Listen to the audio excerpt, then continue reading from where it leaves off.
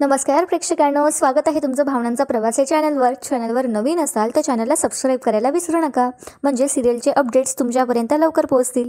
तर प्रेक्षकांनो, आजचा भाग म्हणजे पहिले तर मला सुद्धा वाटलं की नाही यार बोरिंग आहे, म्हणजे तेच ते दाखवत आहे ना की प्रियाने DNA टेस्ट चेंज वगैरे केलाय, अर्जुनच्या हाती रिपोर्ट्स चुकीचे लागले आहेत. पण नाही, त्यामध्ये सुद्धा एक ट्विस्ट आहे प्रेक्षकांनो. म्हणजे आता या सदाशिव आणि मैनावतीचं वागणंच आता सायलीच्या डोक्यात जातं आणि सायली म्हणते की नाही, माझा DNA रिपोर्ट्सवर सुद्धा विश्वास नाहीये, हे माझ्या आईवडील असूच नाही शकत, काहीतरी घोळ नक्की आहे. हो प्रेक्षकांनो, तर बघूया हे कसं काय झालं ते. तर व्हिडिओ शेवटपर्यंत नक्की पहा. तर आता जेव्हा भाऊबीज सुरू असते आणि अस्मिताचं ओवाळून झाल्यावर अश्विन तिथून निघून जातो सायली यायच्या आत, तर हे सगळं त्या तिघी बहिणी इना मीना रीना हे सगळं बघत असतात आणि त्यांना इथे खूप मोठा चान्स दिसतो पैसे उकळण्याचा, आणि त्या तिथं करतात सुद्धा तसंच.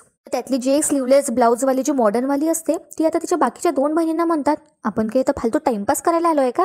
म्हणजे आपल्याला बबली भेटली ते सगळं ठीक आहे, पण एवढे पैशावाले जिजू आहेत आपल्याकडे, तर थोडा तरी रोकडा काढायलाच पाहिजे ना.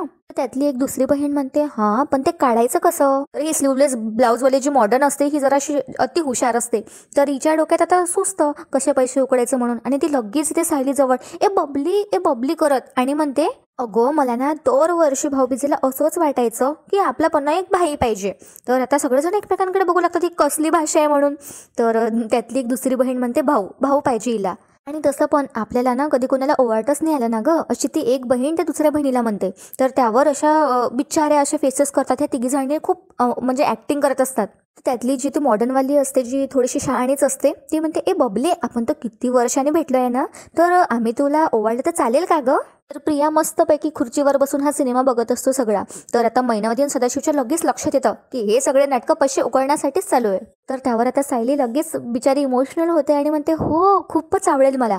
आणि त्यावर आता कल्पना सुद्धा म्हणते, हो ना, किती युनिक विचार आहे हा, खूप सुंदर. आणि प्रताप सुद्धा म्हणतो आता, अरे हो लगेच पाटावर बसा मग. आणि प्रतापला सुद्धा आनंद होतो आणि आता प्रताप म्हणतो, पूर्णही रविराज अहो बघा सायलीला तिच्या बहिणी ओवाळणार आहेत. तर त्यावर आता ही सुद्धा हात मारून घेतं मैनावती आणि ऍक्टिंग करत म्हणते, खरं तर आम्हाला सगळ्या लेकीच, पण लेकींनी कधी पोरात शिवणीव फासू नाही दिले हो आम्हाला. तर त्यावर आता सदाशिव म्हणतो या मैनावतीला, अगं मैने, हे सायली आपला पोरगाच आहे की, हा म्हणजे तिच्याकडनं पैसे उकडायला भेटतच नाही ला त्यामुळे. आणि त्यानंतर सदाशिव म्हणतो, अगं बघ तू आता इथे ना जगा वेगळी ओवाळणी होणार आहे. तर आता ह्या प्रियाला सगळं काय तो यांचा डाव कळलेला असतो आणि त्यावर आता प्रिया मनात म्हणते, ओवाळणी नाही, सगळे पैसे काढायचे धंदे चालले त्यांची इथे. आणि त्यानंतर प्रिया म्हणते, हा यात मी तर पोस्ट ग्रॅज्युएशन केलं असेल म्हणजे पैसे उकळण्यात, पण यांनी तर PhD केली आहे. तर असो. त्यानंतर मग आता ही अस्मिता म्हणते, चला मग या बसा तुम्ही इना मीना रीना. तर त्यानंतर एक एक करून ह्या तिघीही म्हणजे सायली पाटावर बसते आणि एक एक करून ह्या तिघीही बहिणी सायलीला ओवाळू लागतात.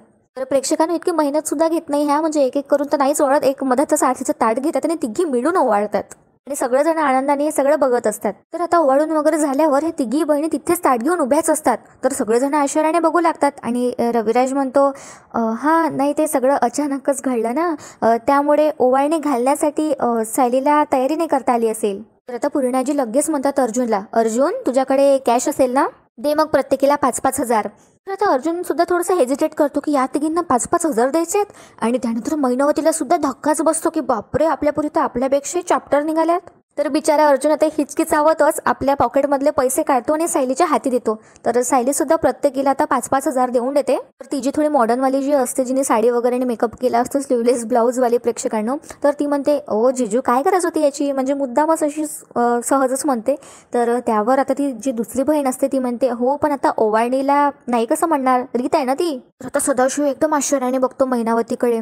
तर मैनावती म्हणते सदाशिवला, बघितलं ना किती टवड्या आहेत ह्या, हे टवळ्यांनी कसे 5,000-5,000 काढले ते बघितलं ना तुम्ही. तर सदाशिव म्हणतो, अगं जाऊ दे, तू लगेच त्यांचे पैसे काढून घे, नाहीतर आपण इथं राहून मेहनत करायची आणि ह्या 2 मिनिटासाठी येणाऱ्याने पैसे घेऊन जायचे. म्हणजे बघा स्वतःच्या पोरींबद्दलही यांचे असेच विचार असतात या सदाशिवने मैनाचे. तर हे लगेच आता उठतात आणि आता ही मैनावती म्हणते त्या तिघींनाही, थांबा. आणि हळूच आवाजात आता मैनावती म्हणते या तिघींना, ते पैसे माझ्याकडे द्या, नाहीतर तुम्ही उडवून टाका, द्या लवकर. तर ह्या तिघींच्या लक्षात येतं की आता आई तर आपल्या जवळचे सगळे पैसे घेऊन गेल. तर त्यातल्या ह्या तिघी बहिणींना घाई करतात जायच्या आणि एक म्हणते, ए बबले आम्हाला ना उशीर होतोय, तर आम्ही निघतो हा आता. तर त्यातली ती जी मॉडर्नवाली असते ती सुद्धा म्हणते, हो बबले मला ना घरी जायचंय, म्हणजे कामाला सुद्धा जायचंय मला, घरी जाऊन मेकअप सुद्धा करायचा आहे मला. तिने ऑलरेडीच इतका मेकअप केला असतो. तर त्यावर आता अस्मिता म्हणते त्याच मुलीला की मेकअप आणखी. तर त्यावर आता ती म्हणजे जराशी भडकल्यासारखीच वेगळ्याच टोनमध्ये म्हणते ती जी मॉडर्नवाली असते ती, काय. तर त्यावर आता अस्मिता नमती घेते आणि म्हणते, नाही काही नाही, पण तुम्ही म्हणजे काय काम करता.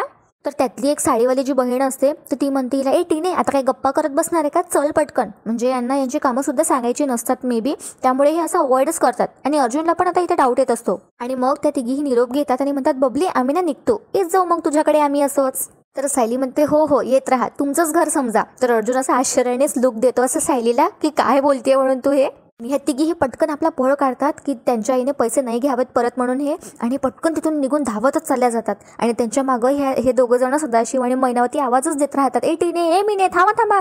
आणि त्यातलं एकही जण काही ऐकत नाही, सटकन निघून जातात डायरेक्ट बाहेर गेटच्या. आणि त्यातली जितके ती मॉडर्नवाली असते ती पैसे असे पूर्ण पसरवते आणि अशी हवा घालत असते स्वतःला, खूप विचित्र. तर त्यातली एक जी बहीण असते ती म्हणते, काय गो टीने काय भन्नाट डोकं लावलंस ग तू, 5,000 रुपये. तर त्यातली दुसरी बहीण म्हणते, हो ना माझी पर्स पण आता जड व्हायला लागली आहे. तर त्यावर आता ही जी मॉडर्नवाली असते, हो का बघ मग आता आपण मस्त मॉलमध्ये जाऊ, मस्त टेस्टी टेस्टी पिझ्झा खाऊ आणि मग थोडेसे पैसे आपण सिनेमात टाकू, मग होईलच तुझी पर्स हलकी. तसे पण हे पैसे थोडेच आपले, हे पैसे तर अर्जुन जिजूचे आहे. म्हणजे बघा यांचे विचार. तर आता ह्या तिघी तर निघून जातात आणि हे दोघं जण सदाशिव आणि मैनावती दारातच थांबतात. तर आता मैनावती हळूच आवाजात सदाशिवला म्हणते, बघितलं का टवळ्या कशा पैसे वसूल करून निघून गेल्यात, म्हणून मी यांना सांगत नव्हते की बबली सापडली आहे म्हणून. तर त्यावर आता सदाशिव म्हणतो, हो ना पण सुभेदारांच्या घरात घडलेली गोष्ट अख्ख्या पनवेलनाच समजणार, हे त्यांना तर समजलंच असतं ना, आणि बाहेरून त्यांना समजलं असतं तर त्या तिघींनी आपलाच जीव खाल्ला असता ना. तर त्यावर मैनावती म्हणते, हो ना पण आता हे परत परत इकडे येणार आणि यांच्याकडून पैसे वसूल करणार आणि आपण आपल्या पैशात यांचा हिस्सा झाला ना. तर आता हा सदाशिव म्हणतो, अगं नाही होणार, करू आपण काहीतरी. तर मैना म्हणते, अरे पण तुम्ही काय करणार आता, गेल्या त्या तिघी निघून. तर बघा प्रेक्षकांना हे दोघं जण पुढे काय करतात ते. आता अर्जुन आश्चर्यानेच बघतो या दोघांकडे की हे दोघं तिथे का थांबले म्हणून. अजून सुद्धा त्यांच्या मुली तर निघून गेल्या, पण हे दोघं कसे काय दारात थांबले अजूनही, हे लोखंडे कपल. तर त्यानंतर आता अर्जुन म्हणतो मनात, ह्या सगळ्या फॅमिलीला मी जितकं बघतोय ना तितकी माझी खात्री पटती आहे, हे माझ्या सायलीचे आई वडील असू शकत नाही. आता बस ते DNA रिपोर्ट लवकरात लवकर मिळायला हवी. तर आता अर्जुन DNA रिपोर्टची वाट बघत असतो. इकडे आता सगळा कार्यक्रम आटपून झाला असते आणि रात्रीची वेळ असते. तर अर्जुन आता हॉलमध्ये असतो आणि अर्जुन आता अस्वस्थ असतो आणि तो मनात विचार करत असतो की मला तर एक डाऊट येतोय की मी हे सायलीशी सगळं शेअर कसं करू. मैना काकू आणि सदा काका तिचे आई वडील नसतात हे ऐकून तिला किती धक्का बसणार. तर तितके आता सायली खाली येते आणि अर्जुनला बघून म्हणते, काय हो तुम्ही तर स्टडीमध्ये बसून काम करणार होतात ना, तर इथे फेऱ्या का मारतायत. तर अर्जुन म्हणतो, नाही मी ते केस बद्दलच विचार करतोय ग. तर सायली किचनमध्ये थोडी आवरावर करत असते. तर त्यानंतर आता ती आपल्या रूममध्ये परत चालली असते. तर अर्जुन तिला हाक मारतो आणि म्हणतो, बायको जरा ये ना इथे, बस माझ्याजवळ. तर सायली म्हणते, काय हो काय झालं. तर अर्जुन म्हणतो, अगं मला जरा बोलायचं आहे तुझ्याशी. तर सायली म्हणते, कशाबद्दल. अर्जुन म्हणतो, अगं म्हणजे समज एखादी वस्तू किंवा व्यक्ती तुला जवळची वाटत असेल, तुझं प्रेम असेल त्याच्यावर आणि ती तुझ्यापासून दूर गेली तर तू कसं हँडल करशील. नाही म्हणजे मला खात्री आहेच ग की असं काही होणार नाही आणि व्हायला पण नको, पण समज असं जर कधी झालं आयुष्यात, असं कधी घडलं तर स्ट्रेस नाही घ्यायचा, हा जास्त खचून जायचं नाही. असं समजायचं की ती वस्तू किंवा ती व्यक्ती आपल्या आयुष्यात नव्हतीच कधी. तर आता सायलीला याचं खूप नवल वाटत असतं, पण अर्जुन तिला आता फ्युचरसाठी प्रिपेअर करत असतो. तर सायली तर अर्जुनला म्हणते, मला असं वाटलं होतं की तुम्हाला एखाद्या केसबद्दल बोलायचं आहे, पण हे केसबद्दल नाही आहे ना. तर आता अर्जुन हो नाही करतो. तर सायलीच्या लक्षात येतं की नाही काहीतरी गडबड नक्की आहे. आणि सायली म्हणते, नाही हे असं सहज नसूच शकतं.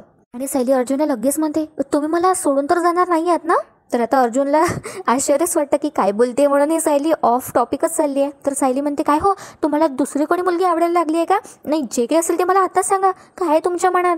तर अर्जुन म्हणतो, अगं नाही असं काहीच नाही गं, असं डोक्यात पण नव्हतं गं माझ्या काहीतरी. अगं तू तो भलताच विचार करतेस. तर सायली म्हणते, नाही भलता बिलता काही नाही, म्हणूनच तुमचं माझ्याकडे लक्ष नव्हतं ना, म्हणून मला असं वाटत होतं. तर अर्जुन म्हणतो, अगं नाही माझं तुझ्याचकडे लक्ष असतं नेहमी. तर सायली म्हणते, हो का बरं मग मला सांगा पाडव्याच्या दिवशी मी कुठल्या रंगाची साडी नेसली होती. तर आता अर्जुन आठवण करतो कुठल्या रंगाची असेल. तर अर्जुन म्हणतो सायलीला ब्लू. तर सायली एकदम रागात बघते अर्जुनकडे. मग अर्जुन म्हणतो, नाही ब्लू नव्हती, आठवलं आता, ग्रीन. तर सायली आणखीच चिडत अर्जुनकडे बघू लागते आणि तिथून उठून अशी निघून जाते. मग अर्जुन म्हणतो, जांभळा लाल, अगं कुठला सांग ना. त्यानंतर अर्जुन आता सायलीला थांबवतो, पटकन उठून उभा होतो आणि म्हणतो, अगं आता तू पाडव्याच्या दिवशी कुठल्या रंगाची साडी नेसली होती यावर ना माझं प्रेम ठरणार आहे का. तर सायली म्हणते, हो आता तर माझी खात्रीच पटली आहे, तुम्ही आपल्याबद्दलच बोलत होतात. आणि काय म्हणाला तो तुम्ही जर मला सोडून गेलात तर मी त्याचं वाईट नाही वाटून घ्यायचं, त्रास नाही करून घ्यायचं, उलट हे समजून घ्यायचं की तुम्ही कधी माझी नव्हताच. तर आता अर्जुन शेवटी तिला शांत करतो सायलीला आणि सायलीच्या डोक्यावर हात ठेवतो आणि म्हणतो, बायको मी तुझी शपथ घेऊन सांगतो मी आपल्याबद्दल बोलतच नव्हतो, खरंच प्लीज विश्वास ठेव गं. अगं मी असा विचार जरी केला ना तरी माझा जीव जाईल. तर सायली तर लगेच अर्जुनच्या म्हणजे तोंडावर हात ठेवतो आणि म्हणते, हो असं काही बोलू नका. तर आता अर्जुन म्हणतो मग प्लीज माझ्यावर विश्वास ठेव ना. अगं मी खरंच केस बद्दलच विचार करत होतो, बस थोडंसं असं लाऊड थिंकिंग केलं, बस एवढंच. तर सायली म्हणते ठीक आहे, ठेवला विश्वास, तुम्ही खोटं नाही बोलणार इतकं माझ्याशी. मीच घाबरले. तर अर्जुन म्हणतो नक्की ठेवलायस ना विश्वास? तर सायली म्हणते हो. तर अर्जुन म्हणतो ठीक आहे, झोपूयात मग आपण. तर सायली निघून जाते समोर काहीही न बोलता. सायली गेल्यावर अर्जुन तर डोक्यावर हातच ठेवतो, बापरे काय होऊन गेलं, आणि अर्जुन सुद्धा तिच्या मागे मागे जातो. तर इकडे आता सीन शिफ्ट होतो आणि नागराज कोणाशी तरी फोनवर बोलत असतो आणि म्हणत असतो की हो हो दिवाळीत वेळच नाही मिळाला, भेटू आपण निवांत, भेटू चल बाय. आणि तितक्यात आता सुमन येते आणि हे सगळं ऐकते. तर सुमनच्या हाती एक चहाचा कप असतो आणि सुमन अहो असा आवाज सुद्धा तिथे नागराजला, पण नागराजचं लक्ष फोनमध्येच असतं. तर सुमन आता मनात विचार करू लागते की हे तर फोनवर बोलत होते कोणाशी तरी, पण कुणाशी बोलत होते असं विचारलं तर हे परत चिडतील. त्यामुळे आता सुमन जवळ जाऊन आता नागराजला आवाज देते आणि अहो म्हणते. तर नागराज दचकतो आणि सगळा चहा खाली सांडतो आणि कप सुद्धा फुटतो. तर आता नागराज पूर्ण ह्या सुमनवरच याचा राग काढतो आणि म्हणतो ए काय हे, येऊन चिकट मला, नाही तर माझ्या डोक्यावर बस. काय ग काय हे सगळं? तर सुमन म्हणते अहो मी तुम्हाला आवाज दिलं होतं पण तुमचं लक्षच नव्हतं. तर नागराज म्हणतो मग जवळ येऊन हाक मारायची काय गरज होती तुला? काय माझ्या घशात चहा होता होती का? काय फालतू काय बघत बसली आता, चल उचलते लवकर. तर सुमन म्हणते एक तर तुमचा पाय घरात ठरत नाही, चुकून माकून घरात राहिले तर हे असं आरडाओरडा करतं माझ्यावर. तुमचं नेमकं काय सुरू असतं हो? काल पाडवा होता तर घरी सुद्धा नव्हते तुम्ही दिवसभर, कुठे होतात तुम्ही? तर त्यावर आता नागराज आणखीच भडकतो सुमनवर आणि म्हणतो काय ग पाडवा होता मग काय मी असं घरीच बसायचं का दिवसभर? तुला अशी ओवाळणी द्यायची, दागिन्याने असं मडवायचं का तुला? इच्छा आहे काय आहे तुझी सांग ना. महिना डोली घेऊन यायची का, अख्या पनवेलमध्ये हिंडवायचं का तुला? तर त्यावर आता सुमन म्हणते हो तसं नाही, पण त्यावर परत आता चिडतो हा नागराज आणि म्हणतो अगं तुला 1000 वेळा सांगितलंय की माझ्या भानगडीत पळत जाऊ नकोस, माझ्या भानगडी मी निस्तारेल, तू शांत बसत जा. एवढं जरी केले ना सुमन तर त्याच्यानंतर माझ्याकडून काही अपेक्षा ठेव, कळलं? आणि काय ग एक काम कर ना, शहाणी असशील ना तर अपेक्षा ठेवूच नको, कारण तुझी लायकीच नाहीये की मी तुझ्या अपेक्षा पूर्ण करेन. आता काय बघत बसले उचलते, असं पूर्ण नोकरासारखी ट्रीटमेंट हा नागराज सुमनला देत असतो त्याच्या बायकोला. तर आता इकडे दुसरीकडे सीन शिफ्ट होतो आणि अर्जुन आपल्या रूममध्ये वाट बघत असतो चैतन्याची, कधी तो रिपोर्ट्स घेऊन येईल म्हणून. अर्जुन आता दुसरा दिवस चुकावला असतो, सकाळ झाली असते तर अर्जुन खूप वाट बघत असतो चैतन्याची. हा अजून कसा नाही आला यार, किती वेळ झालाय. तितकेच आता चैतन्य येतो असं म्हटल्याबरोबरच अर्जुनने, आणि लगेच आता अर्जुन म्हणतो फायनली तू आलायस, चल रिपोर्ट दे. रिपोर्ट कुठे आहे? तर त्यानंतर अर्जुन आता रिपोर्ट्स उघडतो आणि उघडून बघितल्याबरोबर अर्जुनला खूप मोठा धक्का बसतो, कारण त्याला एक्सपेक्टेड असं त्याच्या अपोजिटच ही रिपोर्ट्स आलेली असते. तर चैतन्य विचारतो काय झालंय अर्जुन, काय आहे त्या रिपोर्ट्समध्ये? तर अर्जुन काहीच बोलण्याच्या अवस्थेत नसतो. अर्जुन ते रिपोर्ट्स बघूनच शॉकमध्ये गेला असतो. तर चैतन्य म्हणतो काय मैना काकू सायलीची आई नाही आहे ना? आणि त्यानंतर अर्जुन काहीच बोलत नाही. तर चैतन्य स्वतःच ते रिपोर्ट्स आपल्या हाती घेतो आणि वाचतो आणि बघतो तर काय, चैतन्य आता अर्जुनला म्हणतो काय हे कसं शक्य आहे रिपोर्ट्स वाचल्याबरोबर? तर अर्जुन म्हणतो मला सुद्धा हेच कळत नाहीये, सायली आणि मैना काकूची DNA मॅच झालेत. म्हणजे तितक्यात आपल्याला कळतं की या दोघांचं बोलणं आता ही प्रिया बाहेरून ऐकत असते आणि त्यावर आता प्रिया रिप्लाय देते अर्जुनच्या त्या बोलण्यावर, बाहेरूनच स्वतःशीच बोलत असते ती आणि म्हणते म्हणजे मैना आणि सदा सायलीचेच आई वडील आहे. तर आपल्याला इथे हा प्लॉट ट्विस्ट कळतो.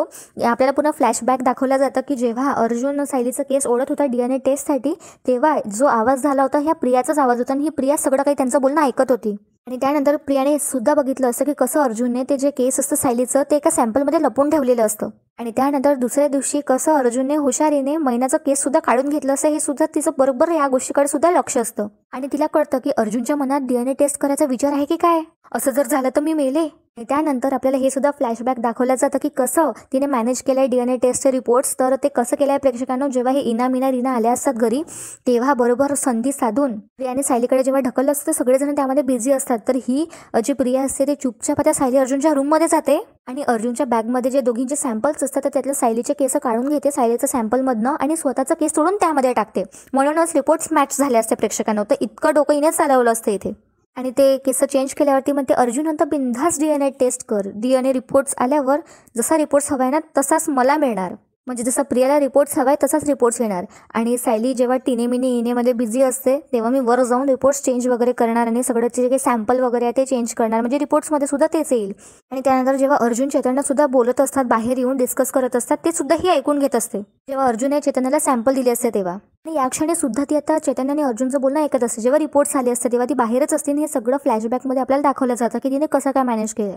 तर आता अर्जुन म्हणतो चैतन्याला आता तर सायंटिफिकली प्रूव्ह झालंय की मैना काकू आणि सायली दोघी मायलेकी आहेत आणि सदा काका आणि मैनावती काकू हे सायलीचे आई वडील आहे. त्यानंतर अर्जुन म्हणतो चैतन्याला माझा तर अजूनही या DNA रिपोर्ट्सवर विश्वास नाही बसत आहे. आजपर्यंत जे मला खोटं वाटत होतं ते या DNA रिपोर्टने खरं प्रूव्ह झालंय. आणि ही बाहेर असलेली जी सगळं ऐकत असते प्रिया, ती मनात म्हणते, आता पटलं का तुला अर्जुन की हे सदाशिव आणि मैना हे सायलीचे आई वडील आहे, आणि हे तर माझं पहिलं यश आहे, तेही जोरदार, हे दोघं घरात आल्यापासून. आता कोणीही मैना माझी आई असल्याचा संशय घेणार नाही, असं ही प्रिया मनात म्हणत असते. तर आता इकडे सीन शिफ्ट होतो आणि सायली आपल्या साड्यांच्या घड्या करत असते. तर तितक्यात येतात ते दोघं जण, प्रियाचे खरे आई वडील सदा आणि मैना. तर सहजच आता ही मैना म्हणते, काय करतेस ग पोरी, मी करू का तुझी मदत? तर सायली म्हणते, नाही नाही करते मी. त्यानंतर दोघी तरीही तिथे थांबले असतात. तर सायली म्हणते मैनाला, काय ग काही हवंय का तुला? तर बघा प्रेक्षकांनो, तर ही काय करते, मैना म्हणते तर सायलीला, अगं काही नाही, आम्ही म्हटलं की बाहेर फेरफटका मारून येतो, पण ऊन आहे ना बाहेर खूप, तर उन्हाने त्रास होतो ग डोळ्यांना. तर सायली सुद्धा म्हणते, हो हो जाऊ नको हां, बाहेर खूप ऊन आहे ग, त्रास होईल. तर हा सदाशिव म्हणतो, अगं नाही नाही मैने, आपल्याकडे ना गॉगल असतो ना, तर गॉगल असतात आपण गेलो असतो बाहेर आणि आपल्याला उन्हाचा त्रास नसता झाला. तर मैनावती म्हणते, हो ना, आपल्याकडे कुठे आहे हो गॉगल? आणि मग सायली यांचं बोलणं ऐकत असते सगळं. तर हे मुद्दामच म्हणजे करत असतात हे सगळं. तर त्यानंतर आता खाली बसते वगैरे मैनावती आणि म्हणते, अगो सायली मी काय म्हणते, हे बघ तू आहे ना जरा 2 गॉगल मागवतेस का आमच्यासाठी? नाही म्हणजे काय गं, असं घरात नाही ना बसून राहावं लागणार. तर सायलीला आश्चर्यच वाटतं, यांचे डिमांड्स वाढतच चालले. आणि सायली म्हणते, गॉगल? तर ही मैनावती कलर सुद्धा सांगते सायलीला आणि म्हणते, हो एक लाल आणि दुसरा तपकिरी. आणि आता हा सदाशिव सुद्धा म्हणतो, अगं सायली आणखी एक सांगायचं होतं, काय ना तुझी आई आहे ना किती दिवसापासून 2 साड्यानेच एवढ्या मोठ्या घरात फिरते आहे गं. तर बयाच आता हे दोघं नाटकं करतात आणि त्यावर आता ही मैना म्हणते, हो राहू द्या हो. तर सदा म्हणतो, नाही नाही नाही, आपली पोरगीच आहे ग ती. तर सायली, बरं तूच सांग, एवढ्या मोठ्या घरात असं वावरणं चांगलं दिसतं का गं? तर सुभेदारांची विणबाई ही शोभली पाहिजे की नको, मला सांग तू. तर ही मैनावती म्हणते सायलीला, अगं सायली मी तर नकोच म्हणतेय, पण हे ऐकतच नाही, हट्टच करतायत. तर सायलीला आता डाऊट यायला लागलाय हळूहळू. तर सदाशिव म्हणतो, गो माझ्याकडे पैसे असते तर मी घेऊन दिले असते का तुला, पण समज ना तू मैनी, माझ्याकडे पैसे आहेच नाही. तर त्यावर आता सायली म्हणते, आपल्या घरात ना गॉगल वगैरे फारसं कोणी वापरत नाही, पण तरीही मी विचारून बघते, कोणाकडे असलं ना तो आत्तापुरतं देते मी तुम्हाला, आणि साड्यांचं काय करायचं ते मी बघते हा. तर मैनावती म्हणते, अगं ते साड्यांचं जाऊ दे, ते तू नंतर बघ. आणि बघा प्रेक्षकांनो, आता ही मैनावती काय म्हणते, सायलीला काय डिमांड करते. तर ही मैनावती म्हणते सायलीला, बरं सायली मला ना तो बारकासा मोबाईल असतो की नाही, तो देशील का ग घेऊन? नाही म्हणजे मला उपयोगी पडेल ना वापरायला. तर सायली म्हणते, हो अगं पण बाबांकडे आहे ना मोबाईल. तर आता ही मैना म्हणते, हो अगं पण ते नसले की पंचायत होती ना माझी. आता बघ ते इनामिना टीना आता त्या घरी पोचल्या नाही पोचल्या काही कळलंच नाही ग मला, फोनच नाही ना करता आला, म्हणून म्हटलं ग देशील ना ग, असं सायलीला म्हणते. आणि सायलीला आता अवघडल्यासारखंच होत असतं. आता सायली सुद्धा हाऊसवाईफ, खरं तर यांनी तिच्याकडे मागायलाच नाही पाहिजे, पण बघा प्रेक्षकांना यांचे डिमांड्स आता सायलीला सुद्धा पूर्णपणे शंका यायला लागते.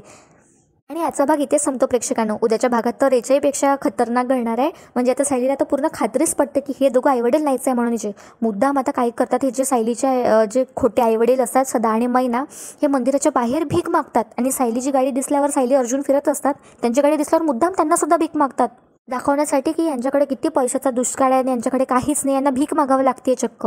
तर सायली जर त्यांना आत वगैरे घेते आणि मध्ये तुम्ही असं वगैरे नका वागू. पण जेव्हा अर्जुन आणि सायली हे डिस्कस करतात तेव्हा सायली अर्जुनला म्हणते की DNA टेस्ट तर खोटे पण असू शकतात ना, तर मला तर नाही वाटत हे माझे आईवडील आहे म्हणून. सायली म्हणते की तिला सतत असं वाटत असतं की ते दोघं तिचे आईवडील नाहीत. तर बघूया प्रेक्षकांना आता सायली काय करणार आहे आणि कसं काय शोध लावणार आहे या गोष्टीचा. तुम्हाला आजचा भाग आवडला